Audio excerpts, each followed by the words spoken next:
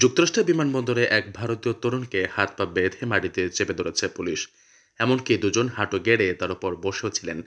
এই ঘটনার একটি ভিডিও ভাইরাল হয়েছে। গত রোববার যুক্তরাষ্ট্রের নিউ ইয়র্ক বিমানবন্দর থেকে কুনাল জেইন নামের এক অনাবাসী ভারতীয় এই ভিডিও পোস্ট করেন। তাতে দেখা যায় ভুক্তভোগী তরুণকে মাটিতে ফেলে চেপে ধরেছে পুলিশ। এরপর দুজন তার দেহের ওপর বসে পড়েন। এ সময় অন্যরা তরুণকে পিছমোড়া করে হাতকড়া পরান। ঘটনার আকস্মিকতায় তরুণ কাঁদতে শুরু করেন। এ সময় তার শ্বাসকষ্ট হচ্ছিল। ভিডিও পোস্টকারী কুনাল বলেন, সম্ভবত এই তরুণকে নিউ ইয়র্ক থেকে ভারতে ফেরত পাঠানো হচ্ছিল। তিনি এই ঘটনাকে মানবিক ট্র্যাজেডি উল্লেখ করে লিখেন, ওই তরুণ কারো ক্ষতি করেননি, কেবল স্বপ্ন ধাওয়া করে যুক্তরাষ্ট্রে এসেছিলেন। এদিকে তরুণকে নির্যাতনের ছবি ও ভিডিও ভাইরাল হলে ভারতে তীব্র প্রতিক্রিয়ার সৃষ্টি হয়। সামাজিক যোগাযোগ মাধ্যমে নেটিজেনরা নরেন্দ্র মোদীর দুর্বল পররাষ্ট্রনীতির সমালোচনা করেছেন। তারা বলছেন, ভারতের তীব্র প্রতিবাদ করার মানসিকতা না থাকায় প্রবাসীরা আক্রান্ত হচ্ছেন।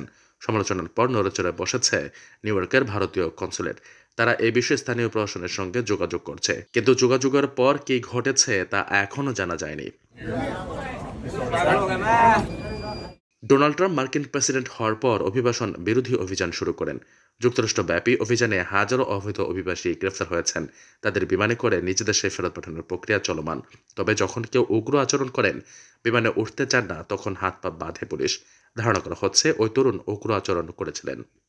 বিমানের অন্য যাত্রীদের জন্য হুমকি মনে করে পুলিশ এ ধরনের কঠোর ব্যবস্থা নিয়ে থাকতে পারে।